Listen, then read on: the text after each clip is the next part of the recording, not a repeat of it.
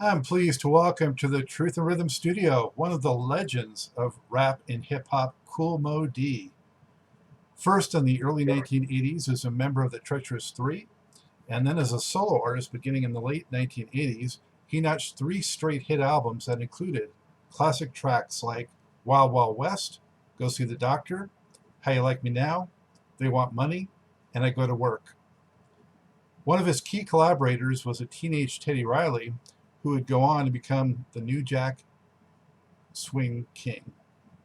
Moe also lent his authoritative rapping skills to projects by Quincy Jones and the Isley brothers, among others. So with that, Moe, thank you for joining me. How are you today? Very cool, very cool. Where are you coming to us from today? Atlanta. Uh-huh. Is that home now? Most of my time, I spend most of my time down there. Yeah. So, just wanted to let you know, big fan. I bought all those records back in the 80s myself. And, I don't call myself a rap expert to the extent that I am in funk music, but definitely a fan and definitely bought, most of those rap records during the 80s and 90s. And also, I was a DJ myself. So I would get them through the Resource Record Pool out in Los Angeles. That's where I used to spin. So great to meet you. Thank you, bro. So you're from Harlem, is that right? How did you get started? And tell us a little bit about your background, Mo. Born in Harlem Hospital. Spent maybe 2 or 3 years in the Bronx for up till about 6. I stayed there, moved back to Harlem September of 1969, and was just doing the usual Harlem young kid stuff. Thought I was going to be a football player when I was that young. It was football and boxing for me most of my childhood. That's the thing that I love more than anything. And, for the most part, I was a pretty studious student at the time. And just spent most of my younger days and younger years to uptown, and which I call Wild Wild West in the record. But that's the neighborhood I spent all of my shaping, developing years in uptown Harlem. And got the hip hop bug in 1977. The very first time I heard any similar to hip hop. Just listening to, they were having little block parties and parties in the park or whatever. But I didn't think much of it in terms of participating. I was definitely caught up in it. But the participation bug hit me in 1978 when I heard Grandmaster Flash, and he had 3 MCs at the time: Melly Mel, Kid Creole, and Cowboy. And that really, really gave me the bug. The very first MC that I ever heard of, as we call it, rapper, MC, whichever way you want to call it, at the time, the very first guy I heard was a guy named Lovebug Starsky, R.I.P. That's in power. And like I said, I liked it, loved it, I should say, but didn't think about actually doing it until 1978. I fooled around and said little citywide, ABC kind of things or whatever at the very beginning. But in 78 was the time that I thought that this was something I was going to actually do. I was in the Audubon Ballroom. I was coming there to see Lovebug Starsky, who was a headliner at the time, and Grandmaster Flash was it wasn't like an opening act kind of thing, but he was definitely the second banana at the time. And literally, when I saw Flash and Melly Mel and Creole and Cowboy, I saw them do literally turn my brain around in terms of the impact, the excitement, the traction. I literally said that day that I know I was going to do for the rest of my life. And that was, I guess, the summer of 1978, yeah. Wow, what was Flash like, back then? He was was the first DJ that I considered not a trickster, but he brought a flair to the DJ thing. He didn't MC at all. You know, DJs were DJs and MCs like Hollywood and Love Buck Starsky at the time. They would say yes, yes, y'all, and do things and call and response things with the crowd. Flash did none of that. He had MCs for him to do that, and Cowboy was the main guy that would do that for Flash at the time. And again, I just love the approach, and just to hear him scratch a little different because most of the DJs played records. If they played, you know, whatever was on the radio, or the normal records that you would love. Flash, the first guy I heard actually play breakbeats, and breakbeats, as they called it back then, the get down part of the record. He would play those records on time, cutting them on time, and Kid Creole, which I consider the first true hype man, would be talking about Flash when he's doing it. Yeah. So that impact that they had on the crowd, watching them do what they did, absolutely turned my brain all the way up.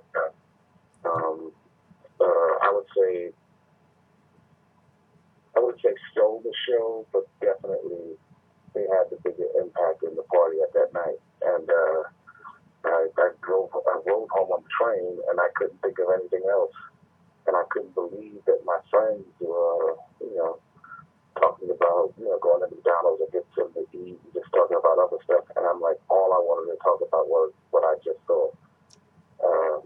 Like I said, that was the defining night for me when I knew that's what I was going to do the rest of my life. 1978. Wow, that's powerful when, you encounter something like that. What a profound effect on you. What kind of music were you into aside from rap, early on? Soul, classic soul, as they call it now, they call it classic soul. I was soul and funk. I was Earth and Fire, my all-time favorite group. The top 4 all-time groups in my life: Earth and Fire, and I would say groups, artists, or acts. Earth and Fire, Stevie Wonder, Michael Jackson, which was part of Jackson 5, the Jacksons at the time, and then Prince literally the next year. That's one of the few artists I heard from the beginning and didn't know why I was so drawn to it. It wasn't like the music was so exceptional to me, but the artistry and the standout energy as an artist grabbed me. So those are my 4. Well, those are quite a 4. I mean, I'm right with you with all of those. So you got the bug. What were, let's say, the things you did as a result of that in the year that ensued? That was the summer of '78, late spring, early summer, and then I just started to follow and just anywhere I could get. If I knew Grandmaster Flash was, at the time I would venture into the Bronx where it wasn't as safe to go at that time, especially if you didn't know somebody, and just go to the party. But again, not only, like I said, that I think I was going to be a football player, I also was very, very convinced in my head that I was the Muhammad Ali nobody knew about. So I literally thought that, naively, not even thinking about guns or weapons or getting wild or anything like that, I had absolutely no fear. Because naively, I'm thinking that people still fought with their hands, or I felt confident enough that if it got into a situation, I could talk someone into fighting with their hands and no one would ever beat me. So I would go up to the Exley Garage and a couple of spots in the Bronx, outdoor parks or whatever, just to see wherever Flash was and listen and watch and analyze what they were doing while I was doing it. So my first year, I wouldn't say I was that good, but I was rhyming in '78. By a year later, by 1979, I had already had a very, very solid local reputation. I wasn't as known in the Bronx yet, but I was absolutely very, very known. And in my little area of Harlem, because they had different parts of Harlem. They had we would consider the uptown Harlem, but downtown they had the Magnificent Seven. Across town on the east side, they had the Crash Crew guys or whatever at Disco 4. So there were groups that were coming up or whatever, but nobody actually broke through, and nobody actually had the reputation that I managed to carve out for myself at the time. I also had a partner at the time, LA Sunshine, which was the beginnings of what ultimately became the Treacherous Three, because I met Spoonie G a little earlier that year also. And we weren't officially a group yet, but we did start doing so many parties and stuff together that, I called it, let's just call it the Treacherous Three, because by 79, Grandmaster Flash added a fourth MC, which is now named Scorpio, but was called Mr. Ness at the time. And I'm like, okay, so they were called the Furious Four. So the Grandmaster Flash and the Furious Four MCs. So I like the alliteration of Furious Four. So I'm like, we have to do something similar. So let's call ourselves the Treacherous Three. That was just literally following their pattern. So in 79, the Sugar Hill Gang hits big, Rapper's Delight. How did that change your perspective on the genre and the opportunities? I'm also like the hip hop almanac in the sense that I know the dates and times of most of the stuff that happened from that era. Sugar Hill Gang hit September of 79.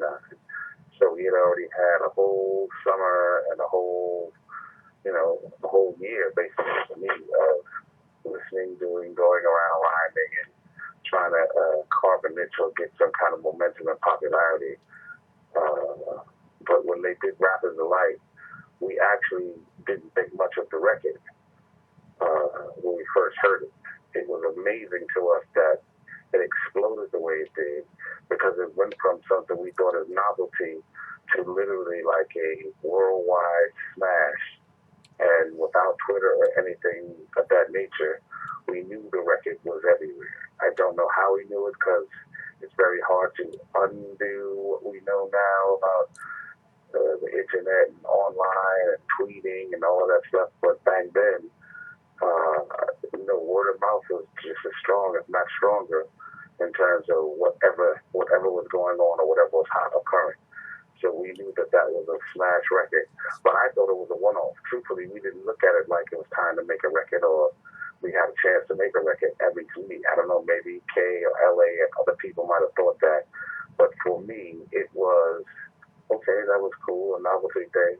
It was the first indication that hip-hop could be a little more than what we thought it was. But I still didn't think that it would be something that became the industry that it turned into. I thought that, okay, maybe somebody made a record, so if we go anywhere, we can go anywhere and people will know about this. I think most people felt that way at that time, but it's interesting to hear, you being right in the center of it, that you kind of thought that too. Yeah, absolutely. And around that same time, Mo, we started to hear rap added to other songs, like with Fatback Band and things like that. So how much were you keeping your eye on what was going on, overall like that? Oh, we were watching it overall. Actually, the Fatback Band was before Sugar Hill Gang. So the fact that we never took that seriously, was almost like a funk group which is, by the way, the other music I was mentioning that I was a big funk head also. Paul and the Funkadelic, Gucci's Rubber Band. I was absolutely enthralled with that kind of music also. But when Fatback did it, we didn't think much of it. That was like around March or April of that year. And then the Sugar Hill Gang came with an actual rap record. So the fact that we thought that the notoriety was growing, we had a chance to be more notarized or noticed. We didn't really think again in terms of from a career, at least I didn't. And then, ironically, remember the Treacherous Three at the time is Spoonie G, LA Sunshine, and Kool Moe Dee. One day we're coming home after school for practice, and Spoonie doesn't come, and he stands us up, and we don't know what the heck is going on. And Spoonie comes in and says, I have a surprise for y'all. And he pulls up this acetone plate, and he plays the record and says, one for the trouble, two for the bass, come on, yo, let's rock this. And it's him. And I'm listening, and I'm kind of in awe, like, I can't even imagine, how did you make a record? More or less, you know, why are we not on it? Did you just skip practice and go make a record or whatever? LA Sunshine was very, very, very irritated. I've always been obliviously cocky, is the best way to put it. Like I said again, the delusion, I'm sure that there are some professional fighters or even some street guys or whatever that might have been able to give me a good win for the money, but I thought I was unbeatable. So the same thing was happening with the hip hop stuff. I started to get a reputation, and I literally thought that, you know, other than Melly Mel, Creole, and Cowboy, there's nobody anywhere near as good as I am in what we were calling hip hop or the MC thing. So when we came home and played that record, they're sitting there looking, LA's furious, and I'm like, okay, it's cool. But again, I expected nothing out of it until 2 weeks later, I'm hearing the record, and we used to have cars. This is the equivalent of Uber now. Back then, Touch a Class and OJ, cars that you would call to pick you up and go do whatever you have to do. But in most of those cars, the guys are actually playing Spoolie's record. And I couldn't imagine how it was getting around that way, because we were getting no airplay. Robin and Light was a big record because it was a radio play record, and it became number one. We started to know what was happening on the charts. We had TV shows like Bandstand and other things that let you know what was going on in the music industry. It's totally different from what it is now. So we knew what was happening around the world on the charts and on the radio stations because we had TV shows that would tell us that. So we had the Big Cloth, and then we even had, you know, the soul trains and things of that nature or whatever that started to give you a clue that something must be happening because you're hearing this record and you're hearing the DJs and no real DJ shit, but they were telling us what was happening and what was going on across the world, so they would keep those conversations going. So when Spoon's record came, it didn't have the same kind of impact in terms of radio play, but it absolutely was one of the most popular records in the neighborhood at the time because everywhere you went, you know, it was being played at parties, it was being played in some of the cars at the time, and the niggas, the hustlers, they all knew the record. So Spoonie became an instant celebrity and ultimately wound up and I never forget this, because we wound up getting calls to come and do shows and places that we had never heard of. So it was like, wow, unbelievable. So at that point, it was, we needed to find a third member because I didn't count the Spoonie coming back. So I went to school the next day, and there's a guy, this is how Special K comes into the equation. You know, Special K gets on the mic and he rhymes, and I'm rhyming. Well, I didn't let people know I rhymed yet, by the way. I didn't let people know that I was an MC yet. But they used to have music in our lunchroom, and Special K literally was, if not the best, definitely the most popular MC in the high school at the time. And I told my good friend, another guy by the name of Dano B, who was a DJ, who also did. I said, I'm going to get over there, like I'm going to let the secret out, like nobody knows that I'm rhyming like this. And I had already created a style called the Fast Line at the time. I got on and he played a record called Headhunters that got me something about a headhunter. And when he played the record, I did it, and literally the lunchroom exploded. So I went to who's the most popular person in school, literally from that day in the lunchroom. And the very following day, Special K, who was the most popular guy at the time, asked me to come in to walk me into a classroom. And then he did the exact style that I did to me with his own mind to it, to let me know that not only was he good enough, but he could do what I could do. And then he said around and he walked out. And when he walked out, usually at that time, you know, that would be called fighting. But I literally thought that he did an excellent job of the way he did it. And I said, "No, wait. It's almost like an after-school special movie. Like, what do you think about being in a group?" And he said, "I don't know. I'll think about it." He didn't give me the real, if you really want me, let me think about it. Let me mull it over. Which is very funny because years later we found out that he auditioned for the Funky Four literally that same week, and they told him no. And they told him no because they already had him with a K. And he wasn't calling himself Special K yet. He was calling himself KK. And they already had a KK Rockwell with the Funky Four. So, he came to practice that day. After that, I mull it over. I get up on the block. He's at practice before I am. Just let you know, to me, let me know that he really, really wanted to be down and was playing possum for a minute. So, he immediately started to rhyme, and I saw that he had skills. And the thought process for me and for us at the time was we need to do something to separate ourselves from the pack. So we need to do our routines, and we got that idea again. Routine, how we pass the mic and go around and round robin. I would say Funky Four more than Period 5 at the time was the group that we were most known for doing any kind of routines or any kind of passing the mic back and forth or whatever. But my thing was, we just have to take it to the next level because they're still really simple and relatively simple. Add cat, bat, nat, hat, I wanted to do trajectory, septony, electricity, that kind of thing. I wanted to be a little different with the vocabulary and putting our routines together. So we started to work on it. And again, immediately got a niche and got a little popularity. Simultaneously, Sweeney's record is cooling down. And then by February of 1980, we are officially the Treacherous Three, Special K, Sunshine, and Kool Moe Dee. And Sweeney D is doing his own thing. Then Sweeney comes back after his record comes out, because he put that record out in October, a month after Rapper's Life.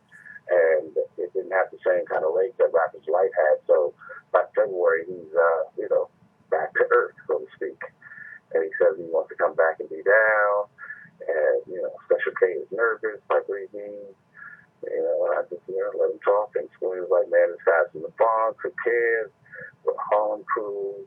Let's just get back down. Let's do our thing together." And Sweeney doesn't tell us this whole time.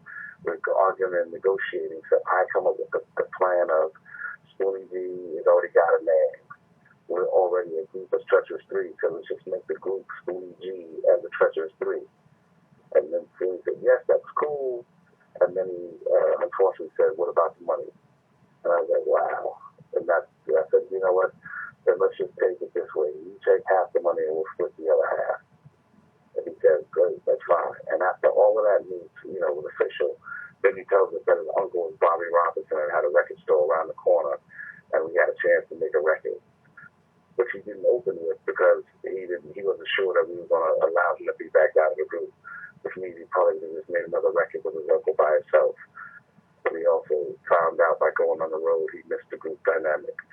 So that was the way we get to the studio to make our first record called The New Rap Language, Sweeney G and the Treacherous Three.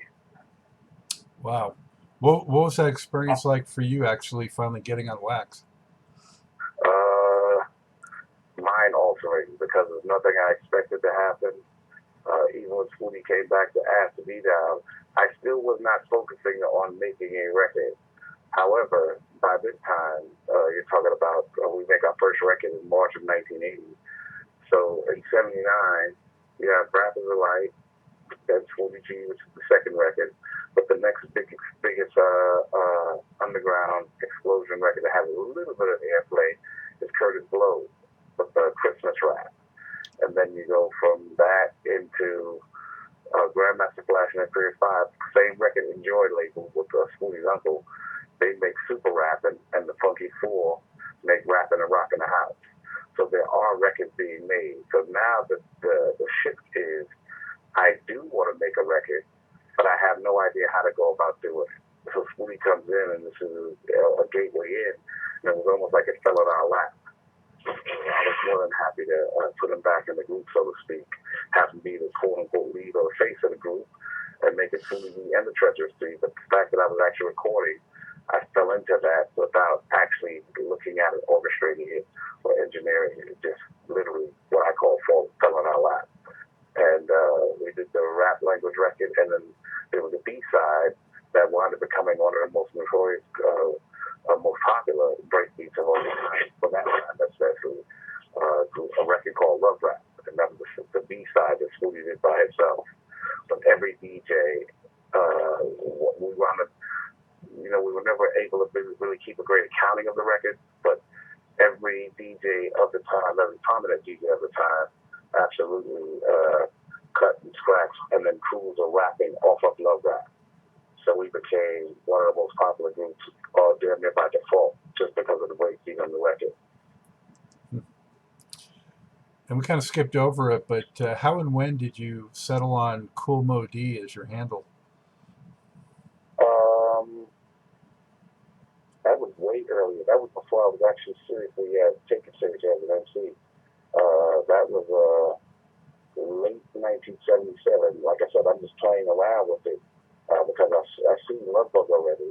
But, there's nothing to really be serious about. But if you're going to call yourself something, you got to come up with something to say. I'm so-and-so. So my real name is Mohammed Deweese. So there's the Mo and the D, Isley. And I was always an against the grain kind of person, back to the fighting style in the neighborhood. I didn't do any drugs, never drank, never smoked, never got high. And I was saying that people who were doing that were doing that because of peer pressure and to try to look cool. But what's really cool is not doing it, is my thought process. So that's where the cool came from. Also, I thought the name was kind of cool. I can go all the way back to Arthur Fonzarelli on Happy Days. I like what cool felt like. And then, you got DJ Kool Herc, who they credited as the father of hip hop. You got Cool DJ AJ, who was DJing for Love Bug Starsky at the time when Starsky wanted to just come out front and MC. So, yeah, the cool thing really, really made sense to me in terms of, it was a double, the hip hop thing in terms of what I saw. The finding thing in terms of television, and then my spiritual street thing was really cool to not do drugs and not get high. So that's why I'm cool. No Kool and the Gang influence, huh? Oh yeah, I love Kool and the Gang without question. Remember, I'm funk and R&B, so Kool and the Gang, absolutely. One of the unsung architects from the beat side of hip hop.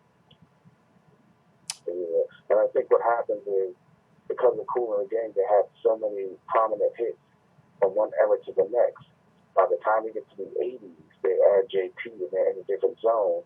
But the funk Kool and the Gang from the early 70s, Jungle Boogie and all that stuff, we're still playing those at breakbeat at parties or whatever. And Jungle Jazz is one of the breakbeats that we rhymed on. So we were very, very influenced by Kool and the Gang from a breakbeat scene. Did you guys look back at all to progenitors like, Gil Scott-Heron or The Last Poets and guys like that? They were absolutely influencing because you couldn't avoid it. But being younger and in the know, so to speak, it felt like they were more political and more street savvy in terms of the way they approach it. And I also, now me personally, I appreciate the content, but the style didn't lend itself to rhyming on beat. So it was definitely in the ethos. But I also didn't think, and not the commercial mattered, but it didn't seem like it was hip, so to speak, at the time. It felt like that's your father's music. That's what your father would listen to. Or street guys or guys that sold drugs, and some of the records they didn't get as much popularity as necessary. If you were really, really into them, you probably could go down that lane. But that was something that we were aware of, but it didn't really influence the way we rhymed or what we would do. Mm-hmm. I think hip hop and rap came along right at the opportune time when disco was getting all the backlash, and was definitely a fresh, more raw alternative to go the other direction. Absolutely. So in the early '80s, what transpired with the Treacherous Three, and I know that eventually, you ended up going back to school. But what happened? I hear your phone bill like that. I was saying, Mo, that what happened from there with the Treacherous Three, because I know that you cut some records and you eventually went back to school. So share with us what took place. We basically still did the, well, actually, Swooty left us again for the second time around. I think he, at the time, ultimately wanted to be a solo artist and didn't like the group dynamic. I laugh and joke and said, I understand, that my running joke, I have a very, very arrogant sarcasm with me that, if you know me, you know the crew, you know what it's like. So I said, I don't blame you for trying to go solo. It'd be hard to shine in a group with me, so I get it. So I used to laugh at a joke. And Ellie didn't like it at all. He thought that, we were supposed to be cool, brother, family, whatever. And my perspective was, as long as there's an avenue for this to work, I'm going to work at some point. And it'll be a higher level than you can imagine. So I was never, ever put off by Scooty doing it. I was really let down, like, wow, I thought we were rude, but okay, I get it. You got to go out and try to get your shine. As far as when, I even do the astrological breakdown. And like, it's very hard to shine, Leo. I'm a Leo. And the sun is my planet, so it's very hard to shine light and brighter than the sun. So I get it. So when we left, I literally went around the corner up the block, I should say, because we lived on 27, 28, 29 in Convent. I went around the corner to Robbie Roberts' record store, which is on 105th Street, and told him we wanted to make a record without Swooty. Would he be open to it? He said, just come down to the studio. Like, literally. So I made it like we already had a record done, but we didn't have a record planned. So we just used some of the routines that we had from the stuff that we practiced and rehearsed or whatever, and then put it together on a record, literally on the day of recording. And we recorded at the party, and then another thing that I made up called Body Rock. And we turned those into big records. There was a routines already that we were doing.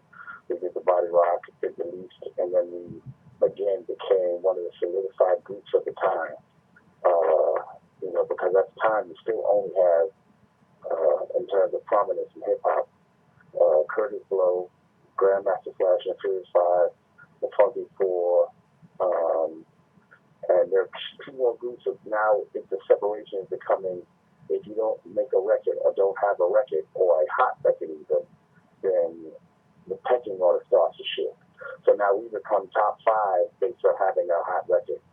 So when we did Body Rockin' at the party, I would say, honestly, we didn't overtake Furious 5 as the number 1 group, but our reputation was very, very solid to the point that we were being compared to them as number 1 group.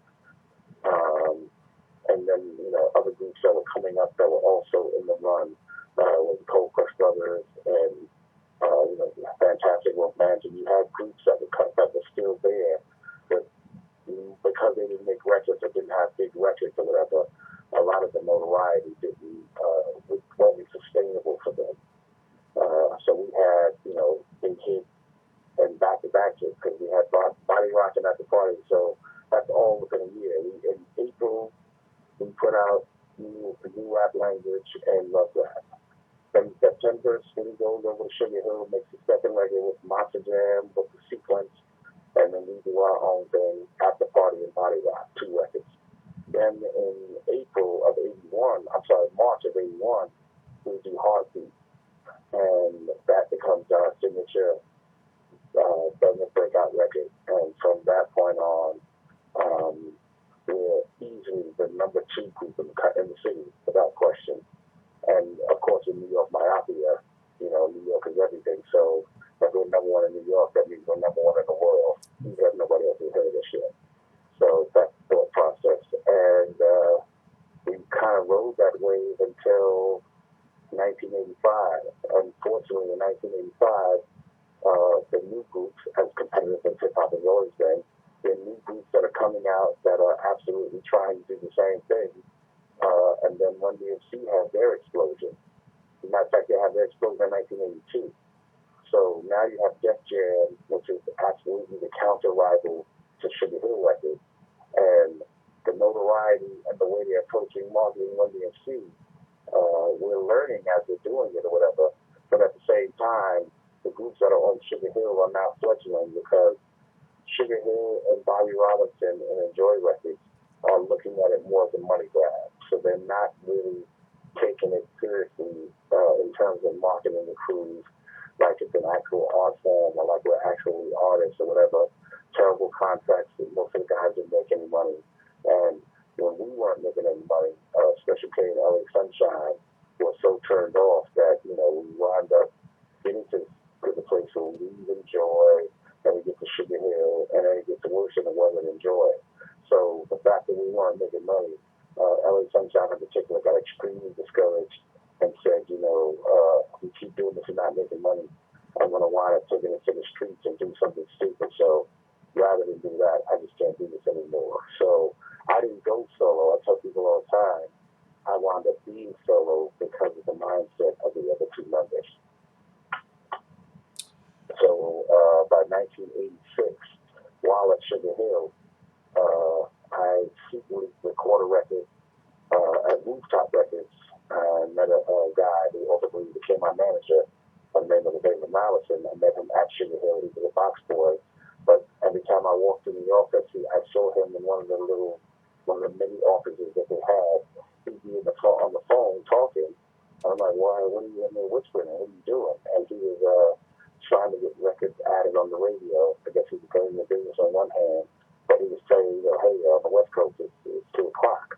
Everybody was leaving here at 5, but on the West Coast it's 2 o'clock, so I can still work the phone lines on a whole other side of the country because of that closing time. And then he asked me, well, I'm still trying to make records, I'm still trying to do records, I was always rhyming, always that stuff, whatever. He introduced me to Teddy Riley and said, what I think you need is music. The problem with Sugar Hill now is, as music changing, they're not changing with the musical times. So you just need an upgrade on the music side. So I go in, I meet Teddy Riley, we do go see the doctor, and then the secondary thing was, because we didn't know anything about our contracts, because we signed them as 13 little kids in 1982, I thought we had a 5-year contract. What we actually had was a 3-year contract with 2 one-year options.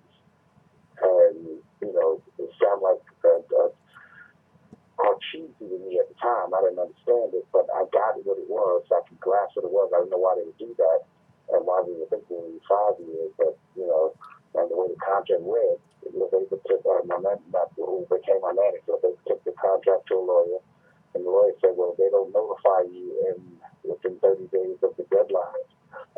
You are actually free from the contract. There is no contract. So I waited 60 days instead of 30. And on August 5th, I got a panic call from Sylvia Robinson, just a piece also.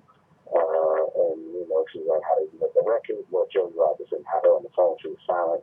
And they cursed me out for going to make a record, go see the doctor, and not bringing it to them, and blah, blah, blah, blah, blah.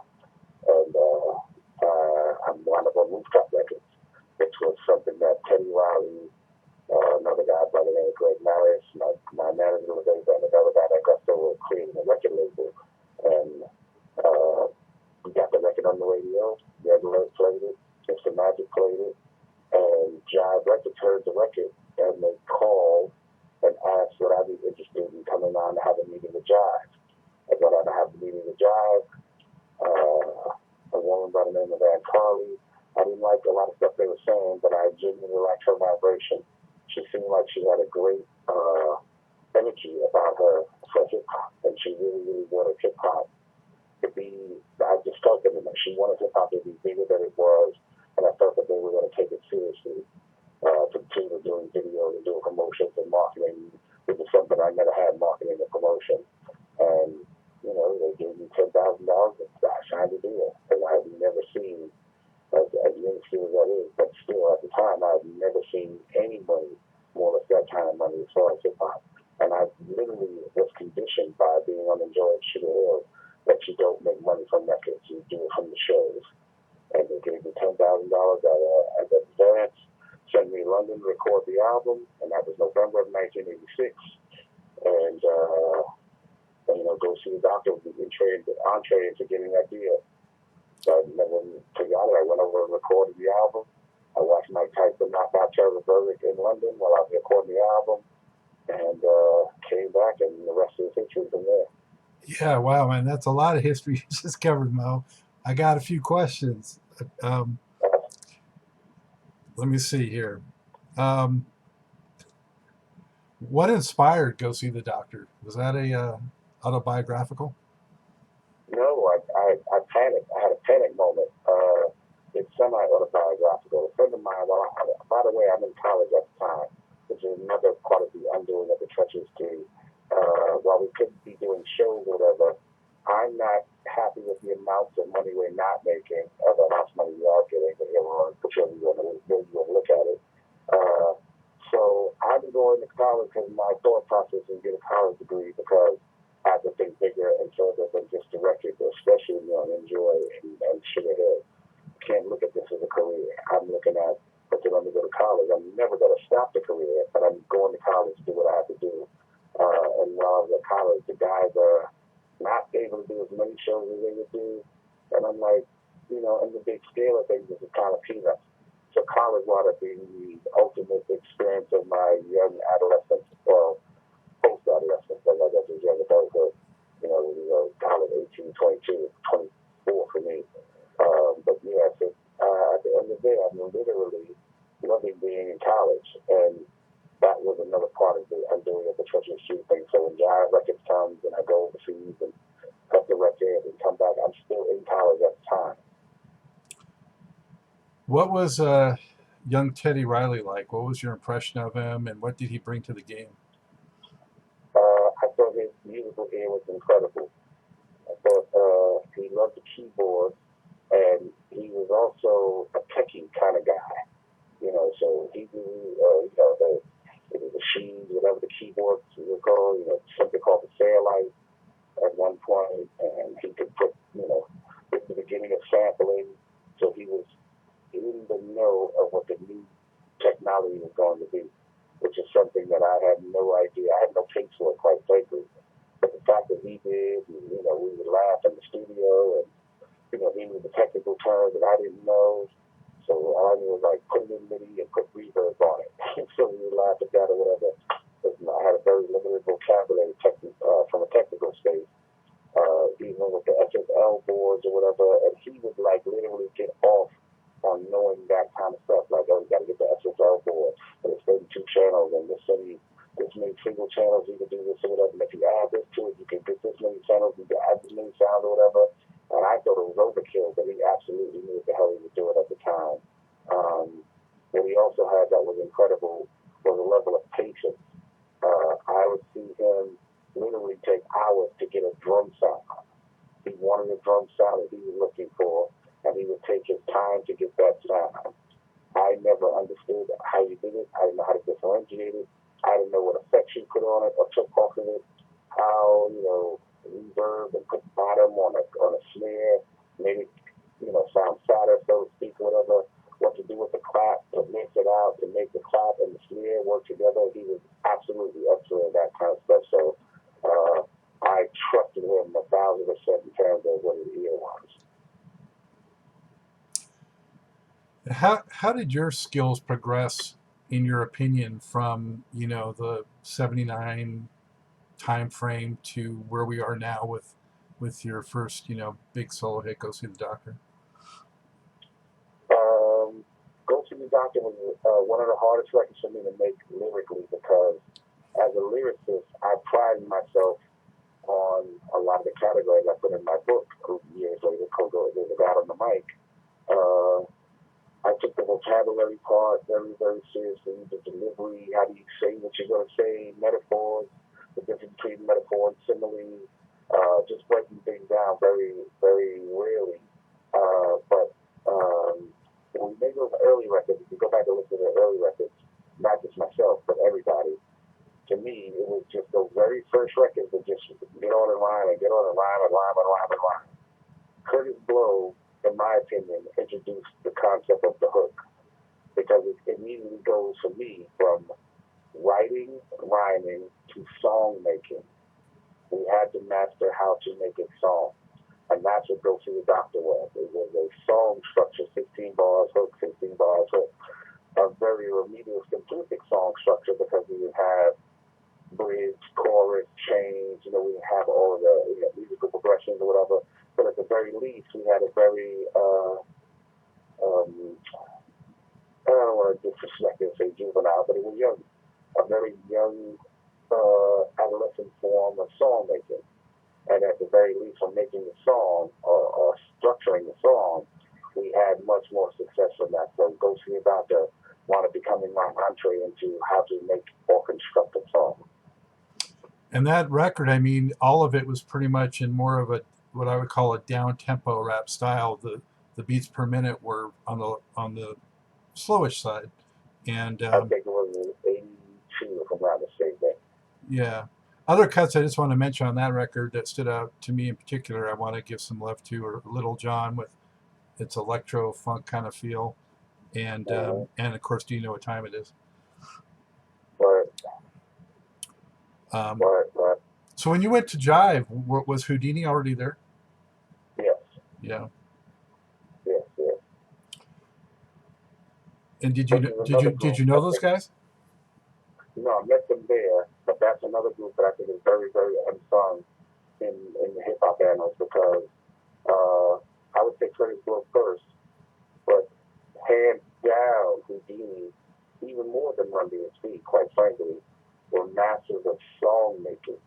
And song making was going to make or break you in terms of your longevity or your success in your longevity.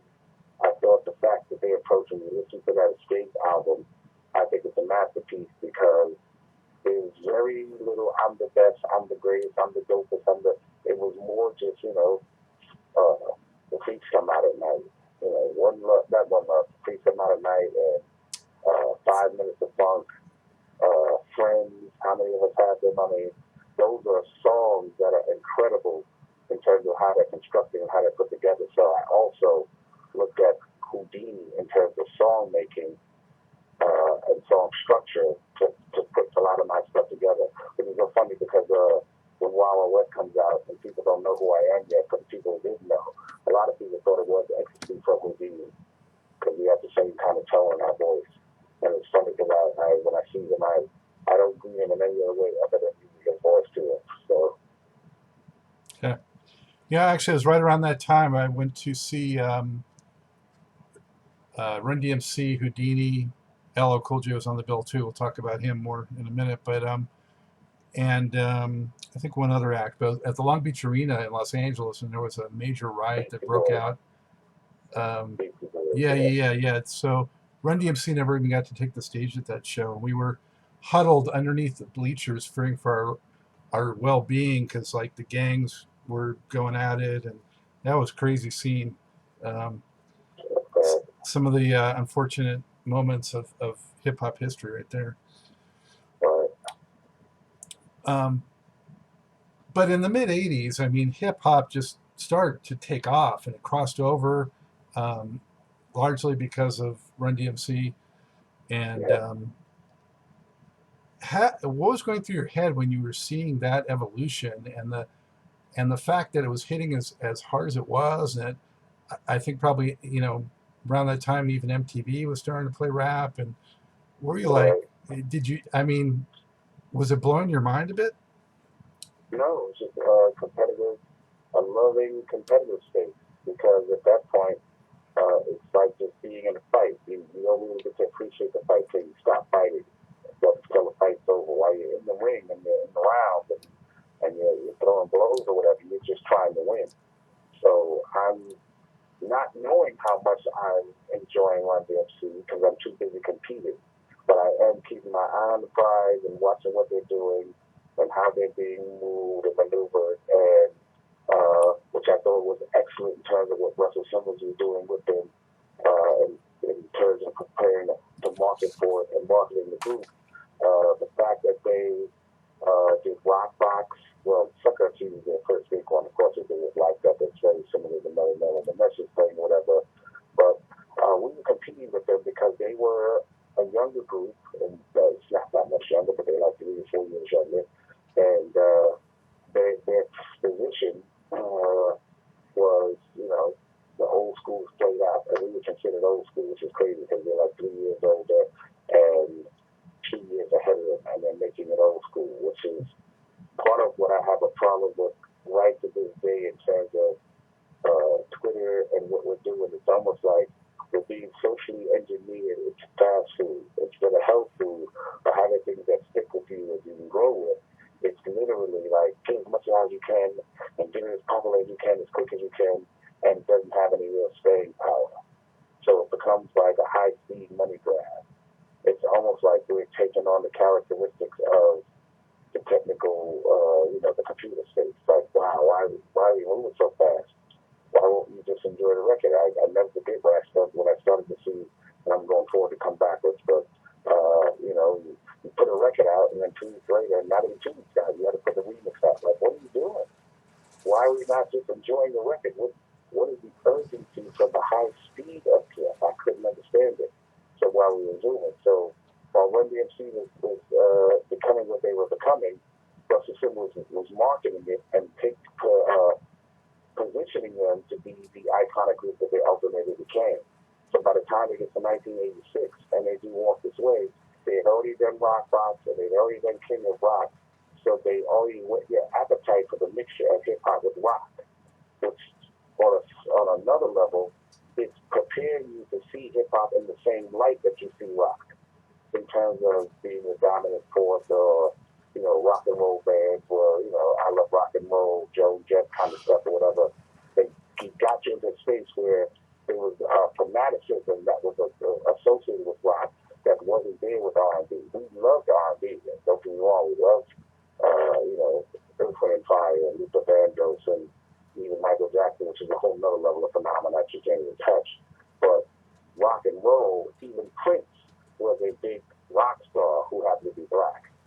So that's the thing that we were looking at, like, how do you create the energy in that space? And Run DMC absolutely tapped into that space way before anybody in hip hop ever did. So, like I said, from from Rock Box to King of Rock to Walk This Way, which is the Mother Lode, when they actually did It's All Over, it was actually a cover song.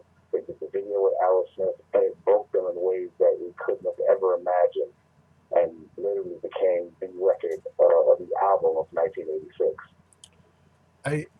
Do you think it's fair to say that Run DMC was the first rap act that successfully became an album act? They put out whole records that held together. Yes, because again, remember, Bobby Robinson and Sylvia Robinson is not looking at it as anything other than a money grab. Because another thing that we overstepped or overlooked in 1979, from Rapping the Light to say 1982, and even longer, the conversation in the black community was, this isn't going to last. This is just a fad. The pushback we had for not getting radio play is it's not any musical and it's not going to last. It's a fad. But this will be over. I forgot the guy's name. What's the guy that made Disco Duck? Rick Dees.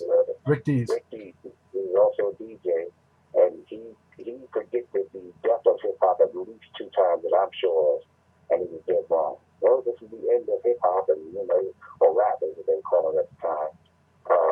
Because of rap music, it was thought it was a fad, so nobody actually took it seriously.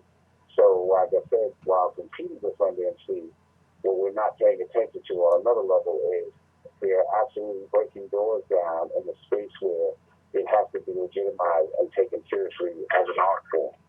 It's not just a hood thing. It's not just an independent label thing. Although the independent labels are the gateway in, because only independent labels have the need or desire to make those kind of records, because the major labels are still controlled by the older generation, and the older generation really, really had no love for hip hop, so to speak. So we had to make noise the way we made noise, and then we had to make noise monetarily in order for it to actually break through on the level where people take you seriously. Because in America, nothing makes money, and it makes money consistently. It's something that, it becomes like a stock. It's a everybody wanted to get in on that for a minute.